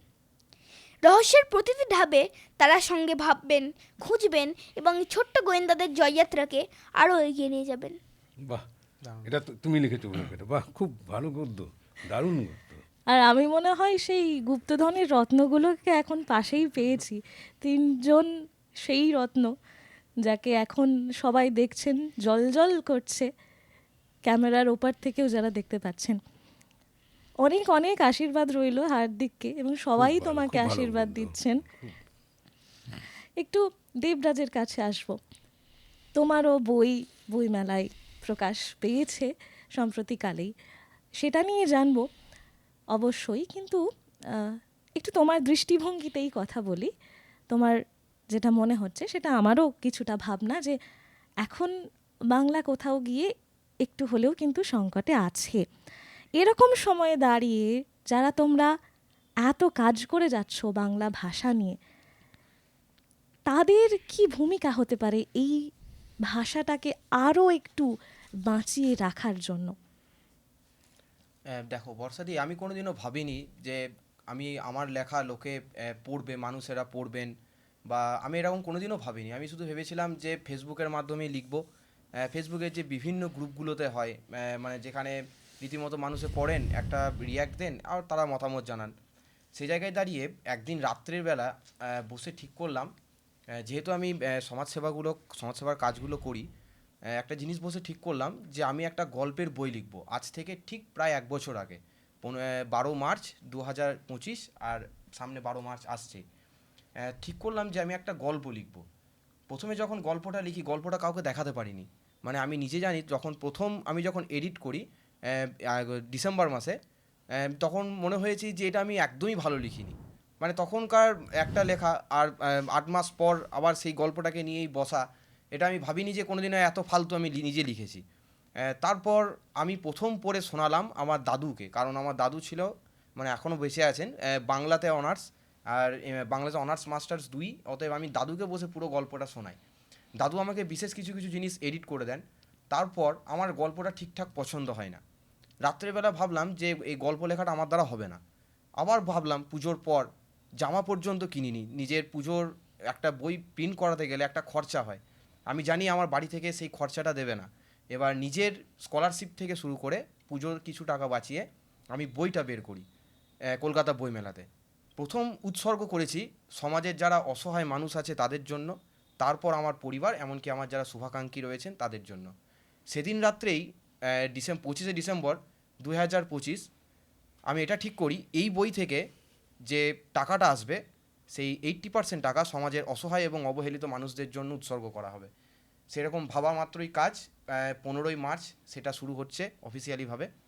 তা প্রথম যখন এই গল্পটার যখন মানে শুরু করেছিলাম, আমাকে একটা নিউজ চ্যানেল থেকে প্রশ্ন করা হয়েছিল যে এই যে টাকাটা সমাজের জন্য যাচ্ছে, এটা তো মানুষের কাছে আমি চাইলেও পেতাম, 10 টাকা 5 টাকা করে নিয়েও আমি শীতকালে তাদেরকে যেহেতু কম্বল বা এমনি শীতকালীন যে পোশাকগুলো হয় সেগুলো আমি দেওয়ার প্ল্যানিং নিয়েছিলাম। তা সেটা মানুষের কাছ থেকে ইনকাম করলেও আমি টাকা মানে টাকা পয়সা চাইলেও আমাকে দিত, আমি জানি আমাকে মানে দেওয়া হতো। কিন্তু ভাবলাম যে সাহিত্যটাকে নিয়ে আমি যদি এগিয়ে যাই, আজকে এই গল্পটা মানে যারা পড়বেন, মানে যারা আমার গল্প নয়, যারা গল্পটা পড়ছেন, যারা এরকম ইনিশিয়েটিভ নিচ্ছেন যে এই গল্প থেকে অনেক অনেক লেখক আছেন, মানে আমি ফেসবুকে দেখি অনেক লেখক আছেন যারা এই গল্পগুলোকে নিয়ে সমাজের অসহায় বা মানুষদের কাছে বা চ্যারিটেবল ট্রাস্টের কাছে পৌঁছে দেন, সেই যেই টাকাটা লাভের অংশ। আমিও তাদের কাছ থেকে ইন্সপিরেশন পেয়েছিলাম। আমি পেয়েছিলাম হুসেন মনসুরির কাছ থেকে, যিনি রীতিমতো এখনও অবধি সমাজে অবহেলিত মানুষদের জন্য কাজ করে চলেছেন নিঃস্বার্থভাবে। সেখান থেকে দাঁড়িয়ে আমি ঠিক করেছিলাম যে আমি একটা গল্পের বই বের করব, সেই গল্পের বইটার টাকাটা যেটা আসবে সেটা দান করব। তো আমাকে নিউজ চ্যানেল থেকে প্রশ্ন করা হয়েছিল যে এরকম কেন। আমি চেয়েছিলাম যে সমাজে যদি কোনো ভালো ফিডব্যাকটুকু এগোই, তা যেন ভালোটুকুই যেন যায়। আমি এটুকু সবাইকে বলতে পারবো যে আমি সাহিত্যকে সমাজকে উপহার দিয়েছি, মানুষ সেই টাকাটা বা সেই সাহিত্যটা পড়ে আমাকে টাকা দিয়েছেন, সেই টাকাটা আমি সমাজের অসহায় মানুষদের প্রতি কাজে লাগিয়েছি। একদিকে এটা আমার দুদিকে আমি সুবিধা পেয়েছি, কি আমাকে কেউ বলতে পারবে না যে তুমি টাকাটা নিয়েছো কিন্তু কোনো কাজ করোনি। আর একটা জিনিস নিজের দিক থেকে আমি যেটা ক্লিয়ার আছি যে এই টাকাটা যে যারাই পাচ্ছেন বা যারাই পাবেন অসহায় মানুষেরা, তারা একটা কিছু না কিছু তো একটা গিফট পেয়েছেন। যারা আমার বইগুলো কিনেছেন বা পড়ছেন বা এখনও যারা কিনছেন, তারা বাংলা অনেকেই আছেন যারা আমার বই কিনেছেন, বাংলা বোঝেন না, মানে বাংলাটা ঠিকঠাক বোঝেন না, কিন্তু তারা আমাকে ফোন করেছেন, যেহেতু বইটার পেছন দিকেই একটা আমার নাম্বার দেওয়া আছে, সেখানে ফোন করে বলেছেন যে আমি তো বাংলাটা বুঝি না, আমি তো হিন্দিটা বুঝি, বাংলা ওয়ার্ড আমার ঠিকঠাক আসে না, তাই যদি বাংলাটা এই পুরো গল্পটা যদি পড়ে শোনানো যায় তাহলে খুব ভালো হতো। মানে এগুলো যারা বলছেন তারা আমারই শুভাকাঙ্ক্ষী, আমারই হয়তো পাড়ার দাদা বা বৌদি। তা এই যে একটা বাংলার প্রতি যে একটা ভালোবাসা মানে তারা যে দেখাচ্ছেন, বা এই বাংলাতে এসে তারা যে একটা বাংলার প্রতি একটা যে আকৃষ্টতা, আমি বলছি না যে টাকাটা 80% সমাজে দান হবে বলে তুমি বইটা কেনো, এরকম কোনোদিনই ফিডব্যাক যায়নি। শুধু এটুকুই গেছে তারা বাংলাটাকে ভালোবেসেছেন। আর এই বাংলাটা আমি জানি আমরা পারবো বাংলাটাকে টিকিয়ে রাখতে, কারণ আমাদের মতনই তরুণ প্রজন্ম এই 21শে ফেব্রুয়ারি কিন্তু লড়াই করেছিল। তারা যেহেতু একটা লড়াই করে আমাদেরকে এই জিনিসটা, আজকের এই দিনটা উপহার দিয়েছেন, আমরাও চাই এই দিনটাকে নিয়েই আমরা আগামী দিনে বাংলা ভাষাটাকে নিয়ে এগিয়ে যাব। আর সে তাতে অনেক বাধা বিপত্তি তো আসছেই, আসবেও, বাংলা ভাষাকে তো দাগিয়ে দেওয়া হচ্ছেই, তাতে আমাদের কিছু মনে হয় না, কিন্তু তবুও আমরা বাংলা ভাষাকে নিয়ে এগিয়ে যাব, এটুকু। একদমই। এবার আসবো স্যারের কাছে, যার দৃষ্টিভঙ্গিতে বাংলা ভাষা একটা স্রোতস্বিনী নদীর মতো কলকল করে বয়ে যাচ্ছে। স্যার, এই একই প্রশ্ন যদি আপনাকেও করা হয়, আপনার দৃষ্টিভঙ্গিটাও একটু শুনতে চাই, যে ভাষা, এই ভাষা বাঁচিয়ে রাখতে একজন লেখক বা একজন কবি কী ভূমিকা রাখছে সমাজে, বা কীভাবে ভূমিকা রাখবে যারা পরবর্তীকালে লিখতে চাইছে? এটা আমি বললাম বাংলা ভাষা চর্চা করে, বাংলা সাহিত্য চর্চা করে, সেটা এটা খুব, যদি তুমি শতাংশ হিসাবে বলো, খুবই কম। মানে সাধারণ মানুষ যারা খেটে খায়, যারা মাঠে চাষ করে, যারা এখনও বাংলা ভাষাটাকে বাঁচিয়ে রেখেছে, তারাই বাংলাকে বাঁচিয়ে রাখবে আমার আশা করি। এই যে এত প্রলোভন, এত মানে তুমি যদি আমরা যদি দেখি যে শুধুমাত্র নিজেদের ভবিষ্যৎটা তৈরি করার জন্য বাচ্চারা কিন্তু ইংলিশ মিডিয়ামে যাচ্ছে, মা বাবারা ভর্তি করছে। তাদের কিন্তু বাংলা ভাষার প্রতি কোনো রকম মানে অন্যরকম বিতৃষ্ণা মনোভাব নেই, নেই। তারাও কিন্তু ভালোবাসে। এবার পৃথিবী বদলাচ্ছে, সমাজ বদলাচ্ছে, পরিকাঠামো সেইভাবে বদলাচ্ছে বলেই আজকে কিন্তু আমরা দেখেছি যারা শহরে উচ্চবিত্ত তারা বাংলা ভাষাটাকে ছেড়ে কিন্তু অনেক স্কুল ইংরাজি মাধ্যম তারাও কিন্তু আমরা দেখেছি, আমি অন্তত বীরভূমে দেখেছি, আমি একটা বড় স্কুলের কমিটির সঙ্গে যুক্ত রয়েছি, খুব নামি স্কুল, সেখানেও কিন্তু তারা বাংলাটাকে রেখেছেন পাশাপাশি। এবং সমানভাবে বাংলা মানে ওই কিছু পাঠ্য বইয়ের যে বাংলা তা নয়, তারা সত্যজিৎকে রেখেছেন, লীলা মজুমদারকে রেখেছেন, বাংলা সাহিত্যের একেবারে শরৎচন্দ্র থেকে, মানে ছাত্রদের ইংলিশ মানে ইংরাজি মাধ্যমে ছাত্রদের পড়তে হবে বাংলা, এটা কিন্তু অনেকে করছেন। আমি এই সৎ প্রচেষ্টা আরও অনেকের মধ্যেই জন্মাবে এটা দেখে, কাজে আমি বললাম আমি একবারে হতাশ নই, কখনোই নই। এখনও বইমেলার ভিড় দেখো, বীরভূম বইমেলাতে কোটি টাকার বই বিক্রি হয়েছে, হ্যাঁ, আমি শুনেছি। হ্যাঁ। কাজেই হবে, এটা নিয়ে আমার কোনো হতাশ। তবে আমাদের দায়িত্ব এটাই যে পরবর্তী প্রজন্ম হার্দিকের মতো ছেলেমেয়েরা যেন আরও বেশি করে নাট্যচর্চা করে, গানের মধ্যে আসে, বাংলা গানের মধ্যে আসে, সাহিত্যের মধ্যে আসে, তাহলে বাংলা ভাষা আরও অনেক দিন বেঁচে থাকবে। স্যার আপনার একটা কবিতা যদি শুনতে পারি। আচ্ছা, শোনাই। মানে আমার সবসময় মনে হয় যে যেহেতু আজকে 21শে ফেব্রুয়ারি বলেই মনে হচ্ছে যে এটা বলা দরকার, যে আমাদের লড়াই কিন্তু প্রতিনিয়তই চলছে, আমাদের বেঁচে থাকার লড়াই। আমাদের যেমন ভাতের জন্য লড়াই করছি, লড়াই হচ্ছে জমির, মন্দির মসজিদের লড়াই চালাচ্ছি হরদমি। এসব লড়াই জিতলেও ভাই আসলেই তাতে হারি, লড়াইয়ের মতো লড়াই করেছে 21শে ফেব্রুয়ারি। পাওয়ার জন্য লড়াই করছি, লড়াই টাকা কড়ির, গুছিয়ে নেওয়ার জন্যে লড়াই, তাতেও নজির গড়ি। এসব লড়াই জিতলেও ভাই আসলেই তাতে হারি, কথা রাখার লড়াই মানেই 21শে ফেব্রুয়ারি। নামের জন্য লড়াই করেছি, লড়াই যশের লোভে, গদির জন্য ভোট এলে লড়ি লড়াইয়ের উৎসবে। এসব লড়াই জিতলেও ভাই আসলেই তাতে হারি, ইতিহাস গড়া লড়াই করেছে 21শে ফেব্রুয়ারি। আসলে একটা ভাষার জন্য লড়াইটা আমরা ভাবতে পারি না, একেবারে আমাদের জমি কেড়ে নিচ্ছে তার জন্য আমরা লড়াই করতে পারি, আমাদের রাজনৈতিক প্রত্যেক দলই চাইবে তারা যে তার জন্য লড়াই, কিন্তু নিজের মুখের ভাষাটা যেন কেউ কেড়ে না নিতে পারে, এটা কিন্তু ইতিহাস হয়ে থাকবে এবং সেটা প্রমাণিতও হয়েছে। আর সেই ইতিহাস কিন্তু আমাদের সকলকে সকলকে, মনে রাখতেই ঠিক, হবে, ঠিক। না হলে কিন্তু কোথাও গিয়ে আমি দেবরাজের সঙ্গেই সহমত হব যে আজকের দিনে দাঁড়িয়ে যে পরিস্থিতিতে বাংলা ভাষা যাচ্ছে সেটা কিন্তু স্যারের মতো হতে হবে। স্যার যেভাবে বাংলা ভাষাকে দেখছেন একটা নদীর মতো, সেটা আমাদেরকেই করতে হবে যারা এখনকার আমরা আছি, যারা বয়ে নিয়ে যাব এই ভাষাটাকে। একটু দেবরাজের কথা শুনি। দেবরাজ, কিভাবে এই বাংলা লেখায় তোমাকে কি আকৃষ্ট করলো? ইংরেজি সাহিত্য পড়ে বাংলায় আসা, বাংলা নিয়ে কাজ করা, এটা তো ভীষণভাবে অনুপ্রেরণাদায়ক। না, সব থেকে বড় কথাটা হচ্ছে যে আমি প্রথম বোধহয় বাংলাতেই অনার্স নিতে গেছিলাম, মানে আমি 2020 সালে সিউড়ি বিদ্যাসাগর কলেজে এই বাংলাতেই বোধহয় প্রথম চান্স পাই। তখন ভেবেছিলাম অনার্স নেব। এবার সিলেবাসটা যখন দেখি তখন বাংলা সাহিত্যের ইতিহাস আমার প্রচণ্ড ভয় লাগতো, যে মানে ধর্মমঙ্গল, চণ্ডীমঙ্গল, মনসামঙ্গল, শাক্ত পদাবলী, বৈষ্ণব পদাবলী, অনেক কিছু আছে। এবার খুব ভয় লাগতো যে এই পারবো না, মানে আমি তো আগেই বললাম যে বাংলাটা সব থেকে কঠিন একটা ভাষা, মানে আমরা যতটা ইজি ভাবি ততটাও নয়, মানে সহজ ভাবি ততটা নয়। তারপর ভাবলাম যে বাংলাটা আমার দ্বারা হবে না, আমি ইংরেজিতেই মাস্টার্সটা করব, কারণ তার পরের লিস্টেই ইংলিশে নামটা বেরোয় বিদ্যাসাগর কলেজে। আস্তে আস্তে যখন ভাবি, তারপর এভাবে কন্টিনিউ করতে করতে সরপ্রদীপ স্যারের কাছে আমি গেলাম। বাংলার আমার পাস কোর্সে ছিল। সরপ্রদীপ স্যারকে আমি একটাই কথাই বললাম, স্যার যেভাবে বাংলাটা পড়ালেন তখন মনে হলো যে আমার বাংলাতে অনার্স নেওয়াটাই বেটার। বাড়ি থেকে বাবা বোধহয় স্যারকে ফোন করেছেন যে ও বোধহয় গ্র্যাজুয়েশনটা কমপ্লিট করবে না, কারণ ও আবার বাংলাতে ভর্তি হবে। স্যারও আমাকে আলাদা করে পার্সোনালি ডাকলেন, একটাই কথা বললেন যে ইংরাজি তোমার কর্মের হোক আর বাংলা হোক তোমার পরিচয়। সেদিন থেকে আমি স্যারকে বললাম যে স্যার আমার বাংলা আমাকে খুব আকৃষ্ট করছে, তা বাংলা নিয়ে আমি স্যার এগিয়ে যেতে চাই, আপনি যদি আমাকে একটু গাইড করেন। স্যার বলল তোর মধ্যে আছে, তোর হবে, তুই শুরু কর, আজ থেকেই শুরু কর। সেদিনের পর থেকে আর কখনো থামিনি। বিভিন্ন জায়গায় লিখেছি। প্রথম লিখতাম আমি কবিতা লিখতাম, কবিতাটা পছন্দ হলো না। কবিতা লিখতে লিখতে হঠাৎ করে দেখলাম গল্প লিখতে পারছি ভালো, মানে আমি বলিনি, এটা অনেকেই বলছেন।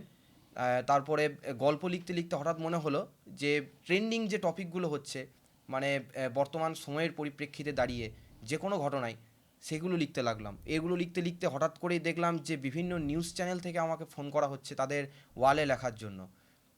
তা এই অফারগুলো পেতাম।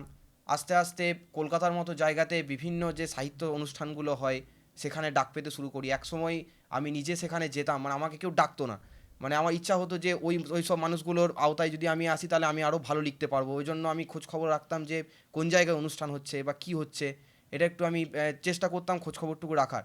নিজের ক্লাস বাঙ্ক করেও আমি সেই অনুষ্ঠানগুলো করেছি। আজকে আমার দাঁড়িয়ে গর্ব হয় এই বাংলা ভাষাটাকে নিয়েই লিখেছিলাম বলে তারা আজকে আমাকে ফোন করেও পর্যন্ত ডাকেন যে তুমি এসো। এমনকি আজকে একটা অনুষ্ঠান সকালবেলায় আমার ছিল, সেখান থেকে ফিরে এসেই আমি এই স্টুডিওতে আসা। খুব ভালো লাগে যে বাংলাটা আমার পরিচয়ের মধ্যেই হয়েছে। আর সবথেকে বড় কথা এ কারণে হয়েছে যে অনেক শুভাকাঙ্ক্ষীরাই আছেন আমার, যারা এতদিন অবধি আমার পাশে থেকেছেন, তারা সবাই বাঙালি, মানে বাংলা এবং বাঙালি। সত্যিই তাই। আচ্ছা হার্দিক, স্কুলের বাংলার পরিবেশটা কীরকম? তুমি একটা অবশ্যই ইংরেজি মাধ্যমে পড়ো, সেটা কোনো ভুলের কিচ্ছু নয়, সেটাও একটা কারুর না কারুর তো মাতৃভাষায়। সেখানে বাংলার পরিবেশটা কেমন, কি মনে হয় স্কুলে কেমন দেখছো? না, বাংলার অনেকজন টিচার আছেন, ইংলিশেরও বলতে পারি ইকুয়ালি। বাংলার যতগুলো টিচার ইংলিশেরও প্রায় কাছাকাছি, তাহলে ভালো। কম বলবো না, কম বা বেশি কিছুই নয়। একদমই, যেখানে আমাদের আশঙ্কা থাকে যে একটা ইংরেজি মিডিয়ামে হয়তো হ্যাঁ, বাংলাটা এগুলো এখনকার কলকাতা কেন্দ্রিক যে স্কুলগুলো আছে সেগুলোতে বাংলাটা প্রায় নেই, মানে আমি যেটুকু লক্ষ্য করেছি। আমাদের সিউড়ি শহরে আছে, মানে বাংলাটা ইংরাজির পাশাপাশি বাংলাটাকে রাখা হয়েছে, কিন্তু যদি আমার মফস্বল এরিয়াতে যদি চলে যাই তাহলে সেখানে বাংলা ভাষাটাকেই রাখেনি, একদমই হিন্দিটাকে মফস্বল। বোধহয় রেখেছে, কিন্তু বাংলাটা নেই। তারা 35 বোঝে না, তারা 35 বোঝে, এটাই আমাদের অবাক, মানে আমাদের না জেনারেশনের ঠিক আছে, যেটা বলা হলো যে কারো যদি নিজের ভাষা হয় সে হিন্দি তার তো মাতৃভাষা। ঠিক। হ্যাঁ, হ্যাঁ, কিন্তু তার পাশাপাশি হ্যাঁ, বাংলা ভাষাটাকে বাংলাটা এবার তার বাবা মা, ভুলে গেলে তার হবে বাবা না। মা একটা গভর্নমেন্ট স্কুলে পড়েছে, প্রাইমারি স্কুলে তার বাবা মা পড়েছে, তার ফ্যামিলি সবাই প্রাইমারি স্কুলে পড়েছে। সে জায়গায় দাঁড়িয়ে তার ছেলেপিলেরা যদি ইংলিশ মিডিয়াম স্কুলে পড়ে যদি বাংলাটা না জানে, থেকে লজ্জার আর কী বা হতে পারে? আমাদের এই পশ্চিমবাংলায় দাঁড়িয়ে যদি বাংলাটাই না জানলো, আমাদের তাহলে কাছে তো এটা সেই লজ্জা লজ্জাটা বলা কি যেতে পারে। কখনো আমাদের ওপর বর্তায় না, শুধু কি বাবা মায়ের ওপর বর্তায়? কারণ না, এর জন্য আমরাও যদি তাকে দেখতে পারি একটু একটু একটু আমাদের নিজেদের এত ব্যস্ত সময় থেকে একটু যদি 1 সেকেন্ড বের করেও যদি বলতে পারি যে দেখো বাবু 35টাকে কোথাও গিয়ে 35ও বলে, সেই সময়টা কি আমাদের আছে দেবরাজ? না, এটুকু বলা যাবে না যে এর জন্য বাবা মা সম্পূর্ণ দায়ী, এর জন্য সমাজ, মানে আমার মনে হয় একদমই দায়ী। কারণ এই বর্তমান মানে যে বর্তমান যেটা আজকে আমি নিজেও দেখেছি, ইন্টারভিউ দিতে গিয়ে, মানে চাকরির ইন্টারভিউ দিতে গিয়ে সেখানে ইংরেজিতে প্রশ্ন করা হয়, সেখানে বাংলাতে প্রশ্ন করা হয় না।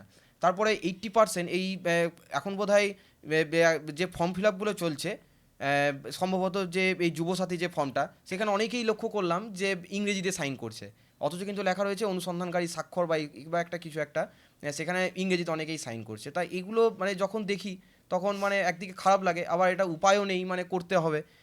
কারণ বর্তমানে তো প্রতিযোগিতামূলক তো সবাই, মানে কম্পিটিটিভ লাইনে যারা আসছেন, মানে আমার মতো অনেকেই আছেন যারা কম্পিটিটিভ লাইনটাকে চুজ করছেন, সেখানে 80%, 90%, 80% বলাটা ভুল, 90%, 90 থেকে 95% ইংলিশে প্রশ্ন আসে। মানে আমি তো দেখেছি। এবার সেই জায়গায় দাঁড়িয়ে ইংরাজিটা অবশ্যই দরকার, কিন্তু তার পাশাপাশি বাংলাটা যদি থাকে তাহলে একটু হলেও মানে সুবিধা হয়। কারণ এটুকু মনে করা হয়, যেহেতু আমি বিএডটা পড়ছি, বিএডে ব্যাংলিশ বলে একটা প্রশ্ন আছে, মানে ইংলিশের ইংটা রেখেছে আর ব্যাংলিশে এসটা রেখেছে, মানে বাংলিশ বলে পুরো ইয়েটাকে রাখে, মানে ইংরাজিও থাকে তার পরবর্তীতে বাংলাটাও থাকছে। তাই এটা একটা ভালো প্রশ্নের মধ্যে যে একটা বাংলা অ্যাটাচমেন্টটা এসছে, সেটা একটা ভালো। ঠিকই তাই। আর দেখো আমরা প্রত্যেক দিন কোনো না কোনোভাবে নিজেরাও কিন্তু বাংলার সাথে ইংলিশ টার্ম কিন্তু জুড়ে দিই, সেটা আমাদের কিন্তু একটা অভ্যাসে পরিণত সেটা আমাদের হয়েছে, হয়ে গেছে স্লিপ টাং টাইম। একদমই অভ্যাসে পরিণত হয়েছে। সেহেতু আমাদেরকেও যদি কেউ ধরিয়ে দেয় যে দেখো এটাকে এইটাই বাংলাতে বলা যেতে পারে, তাহলেও আমার মনে হয় ভালো হবে। কি ঠিক বলছি স্যার? একবারে ঠিক। তাও তো আমাদের এই বীরভূমের এই ভাষাটাকে তো রাঢ়বঙ্গের জাতীয় ভাষা বলা হয়, আমাদের এই বীরভূমের এই সাইডের অঞ্চলটাকে, মানে যেটা আমাদের এটা রাঢ়বঙ্গ, অতএব আমাদের এখানে এই ভাষাটাকে জাতীয় ভাষা বলা হয়। এর জন্য আমরা আবার বাংলাতেও পড়েছি যে মানে তারা আবার উত্তরও লেখে, মানে দেখেছি যে রাঢ়বঙ্গের জাতীয় ভাষা কেন বলা হয় এই এই জায়গাটাকে। আচ্ছা, আঞ্চলিক ভাষা, ডায়ালেক্ট, আঞ্চলিক ভাষা বিশেষ করে এটা শুনতে খুব খারাপ লাগলেও এটা কোথাও গিয়ে খুব সত্যি যে আমরা যারা বীরভূম জেলা, বাঁকুড়া জেলা, পুরুলিয়া জেলা থেকে বড় বড় মেট্রোপলিটন শহরে যাই, সেখানে হেঁও কিন্তু হতে হয় হ্যাঁ, স্যার। অবশ্যই শোনো, হতে সেটা তো হয়েছে। তার ভাষা, অবশ্যই মানে হতে বাংলা হয়েছে। উপভাষা হলো, কিন্তু সেটা তো তার নিজস্ব ভাষা। এই ভাষাতে আমরা দেখেছি অনেক বড় বড় তারা নিজেদের ভাষা কিন্তু ছাড়েননি, সে কলকাতায় গিয়ে হোক বা কোনো বড় জায়গায় খুব এতেও তারা বক্তৃতা দিচ্ছেন দেখছি, তার নিজস্ব যে উঠে আসা ভাষা, তা সে বাঁকুড়াও হতে পারে, সে বীরভূম না হতে স্যার, পারে, আরেকটা সে কথা বলি, পুরুলিয়াও হতে পারে। আমি যখন ইউনিভার্সিটিতে পড়তাম, মানে আমি এখানে কারো নাম নিচ্ছি না, ইউনিভার্সিটিতে যখন পড়তাম একটা প্রশ্ন আমি বুঝতে পারিনি, আমি স্যারদেরকে দেখাতে গেছি যে স্যার এটা কি বটে বুঝলাম না, তখন সবাই দেখছি আমার দিকে হাঁ করে তাকাচ্ছে, নিয়ে বলছে বীরভূম। না আমি বললাম হ্যাঁ, যে একটাই কোড বটে, এটা বীরভূমের ভাষা। ঠিক, এটা তো আমাদের গর্ব। এটা আমাদের গর্ব। এটা এটা কিন্তু এটা গর্ব তো হওয়া আমাদের উচিত। মানে আমরা কথায় কথায় বটে, এটা আমাদের গর্ব, মানে আমরা নিজেদের ভাষাটাকে নিয়ে ঘৃণা করি না, আমাদের গর্ব যে আমরা এই ভাষাটা এটা তো জানি, আমাদের পরিচিতি অপর দিয়েছে, ব্যক্তিরা সেই আমরা কোন ভাষাটা জেলার জানে না। মানুষ। তারা শঙ্করবাবুর লেখায় কিন্তু এই হ্যাঁ। উপভাষা কিন্তু প্রচুর দেখা যায়। আছে, এটা কিন্তু তারাশঙ্কর বাবুর আগে, তারাশঙ্কর বাবু যাকে দেখে এটা শুরু করেছেন তিনি হচ্ছেন শৈলজানন্দ শৈলজানন্দ মুখোপাধ্যায়। মুখোপাধ্যায়। তিনি ওই কয়লাকুটির দেশে উনি প্রথম, মানে তারাশঙ্কর বাবুর আগেও আঞ্চলিক যে ওই অঞ্চলের ভাষাটাকে উনি কয়লাকুঠির যে ভাষা সেটাকে কিন্তু সাহিত্যে প্রয়োগ করেন। আমি যতদূর জানি আর কি, তারাশঙ্কর বন্দ্যোপাধ্যায় সেখান থেকেই এভাবে বাংলা বীরভূমের অন্তর্জাতীয় শ্রেণীর মানুষদের তাদের কাছাকাছি থেকে দেখেছেন এবং সেই ভাষাটাকেই তিনি জুড়ে দিয়েছেন এবং সফল হয়েছেন। একদমই। এই যে হার্দিকের মতো ছেলেরা, দেবরাজের মতো এখনকার জেনারেশনরা যারা লেখালেখি করছে, তাদেরকে আপনি কি পরামর্শ দেবেন? এবং যারা আমাদের বন্ধুরা যারা আজকে এই পর্বটা দেখছেন, শুনছেন, তাদেরকে কি পরামর্শ দেবেন স্যার? আমি পরামর্শ দেওয়ার কেউ নই, তবুও আমি বলি যে এই যে বাংলা ভাষা যে চর্চাটা, এই চর্চাটা যেন থেমে না যায়, আর আমাদের যে ঐতিহ্যের যে বাংলা ভাষা সেটা পড়াশুনো করতে হবে, বাংলা প্রচুর ভাষা পড়তে হবে বাংলা ভাষা। জানতে হবে যে তারাশঙ্কর বা এদের সময়ের যে বাংলা, বা তারা কি লিখেছেন, এখন আমরা কি লিখব, আর প্রচুর পড়াশুনো করলে এবং তারপর প্রয়োগ করলেই বাংলা ভাষাটা আমার মনে হয় বেঁচে থাকবে। কারণ আজকে যদি হার্দিক বা দেবরাজ, মানে সেই পুরনো, আমরা কি পাঠ্য বইয়ের বাংলাটা কি এখনও কিন্তু আঁকড়ে দৌড়ে থাকি লেখার সময়ে, একদম। আমি যদি সেই জায়গাতেই থাকি, আমাকে শুরু করতে হবে কোথায়? আমি কলকাতা যাব, তাহলে আমি দেখছি যে বর্ধমান পর্যন্ত আমি এসে গেছি, তারপর থেকে হাঁটবো তো। আমি যদি আবার সিউড়ি থেকে হাঁটতে শুরু করি, তাহলে ওই যে সিউড়ি থেকে বর্ধমান আমি হাঁটলাম, সেই হাঁটাটার কোনো মানে হয় না। যা দেখেছি সেইগুলোই আমি দেখছি আবার। আমি যখন বর্ধমান থেকে নতুন যাব কলকাতায়, তখন নতুন নতুন আমি জিনিস দেখবো। কাজেই আমাদের বাংলা ভাষাটা, যারা গদ্য চর্চা, যারা সাহিত্য চর্চা করবে, তাদেরকে জানতে হবে যে কোথায় বাংলা ভাষা এগিয়েছে, কত দূর এগিয়েছে, তারপর থেকে আমাকে শুরু করতে হবে। এইটা জানতে হবে, এটাই আমার পরামর্শ এদেরকে। একদমই। এবার একটু দেবরাজের কাছে আসবো। তোমার থেকেও যারা ছোট্ট ছোট্ট ভাইয়েরা বোনেরা আছে, যারা নতুন লেখার জন্য প্রস্তুতি নিচ্ছে, তাদের জন্য তুমি কি বলবে? আমার তো আজকে হার্দিকের সঙ্গে পরিচয় হলো, খুব ভালো লাগলো যে ও, মানে আমি তো নিজেকে গর্ব যে আমার, ওর যেহেতু সিউড়ি বাড়ি আর আমার সিউড়ি থেকে 8 কিলোমিটার দূরে বাড়ি, তা গর্ব হয় যে আমার জেলা থেকে উঠে আসছে এরকম বহু মানে শিল্পীরা। আমার থেকে যারা ছোট, যারা লিখছো বা এখনও যারা লিখবে ভাবছো, মানে অনেকেই ভাবে যে আমি লিখবো, আজ থেকে লিখবো না কাল থেকে লিখবো, ফেসবুকে লিখবো বা যেখানে হোক, মানে তোমরা লেখো, বাংলা ভাষাটাকে লেখো। হ্যাঁ, বাংলা ভাষার ভুলভ্রান্তি হবে, আর ভুল না হলে কেউ শিখবে না, মানে ভুল হতে হবে, আর লাইফে রিজেকশন আসতেই হবে। মানে একটা লেখা বা একটা কবিতা তুমি লিখবে, তুমি যার কাছেই লিখছো বা সে তোমাকে চেক করে দিচ্ছে, তার পছন্দ হবে না, তুমি আবার লেখো, মানে সেখানে থেমে যেও না আর কি। মানে তাদেরকে অবশ্যই মানে মফস্বলের এরিয়াতে নিয়ে যাওয়া, বিশেষ করে কলকাতার মতো জায়গাতে, কারণ 80% সাহিত্যের অনুষ্ঠান কলকাতামুখী হয়, নন্দনে হয়, তারপর কৃষ্ণপদ মেমোরিয়াল হল, এসবগুলোতে হয়। সেই অনুষ্ঠানগুলোতে আমি যেমন যেতে পারি, যারা আমার থেকে জুনিয়র যারা রয়েছে তারা মানে আমার সাথে যোগাযোগ করো, যদি সম্ভব হয় মানে তাদের সঙ্গে আমারও একটা পরিচয় ঘটবে বা তাদেরকে আমিও সেই জায়গাটাই নিয়ে যেতে পারবো, এটুকু আমার বিশ্বাস আছে। আর তার একটাই কারণ, মানে তোমরা বাংলা ভাষাটাকে প্লিজ বাঁচিয়ে রেখো, এটা হাত জোড় করে অনুরোধ করছি। হার্দিকের কাছে আসবো। যারা বাংলা নিয়ে কাজ করতে চাইছে, তোর বয়সী বা তোর থেকে ছোট যারা তোকে দেখে ইন্সপায়ার হচ্ছে, যারা ভাবছে বাংলা নিয়েই কাজ করব, তাদেরকে প্লিজ কিছু একটা বল না। আমি প্রথম বলবো যে বাংলার জন্য যারা লিখতে চাইছে তারা যেন প্রথমে সিম্পল দিয়েই শুরু করে, কারণ প্রথমেই অত মানে উপর জিনিসটা আসবে না। প্রথমেই শুরু করতে হবে যে আমি কি বলে ডাল ভাত আলু সেদ্ধ খেলাম, মানে একটা সিম্পল কিছু। এবার প্রথমেই বিরিয়ানি লিখতে গেলে তো পুরো ভুল হবেই, মশলার ভুল হতেই হবে। এবার প্রথমে যখন একটা স্টেপ বাই স্টেপ মানে এগোবো, তখন যে মানে ভালো হতে হতে যাবে সেটাই মানে দরকার। একদমই স্যার, কি সহজ ভাষায় বোঝালো যে আলু খুব সুন্দর, সেদ্ধ ভাত হার্দিক, থেকেই কিন্তু শুরু করতে ভালো হবে। লেখে তা নয়, ও ভালো বলে বক্তা। বোঝাতেও পারে। ভাবনা চিন্তার ঠিক, কত ঠিক, গভীরতা ঠিক, স্যার। ঠিক ঠিক। এই যে এখনকার প্রজন্ম কিন্তু সত্যি এইটা দেখে কিন্তু কোথাও গিয়ে আমরা আশায় বাঁচতে পারি। নিশ্চয়ই নিশ্চয়ই। আমরা সেই চাষাটা হয়ে থাকতেই পারি যারা প্রত্যেক দিন আশায় বাঁচে। স্যারের কাছে আরেকটা কবিতা শুনে নেব। 21 এটা আমি শেষ করছি। 21 আমার স্বপ্ন এবং 21 আমার প্রাণ, স্পর্ধা, সাহস, অদম্য জেদ, যুদ্ধ জয়ের গান।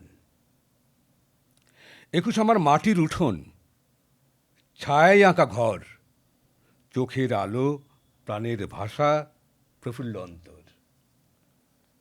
21 আমার বাঁধ ভাঙা ক্রোধ, 21 আমার জয়, মাটির ওপর রক্তে লেখা আত্মপরিচয়।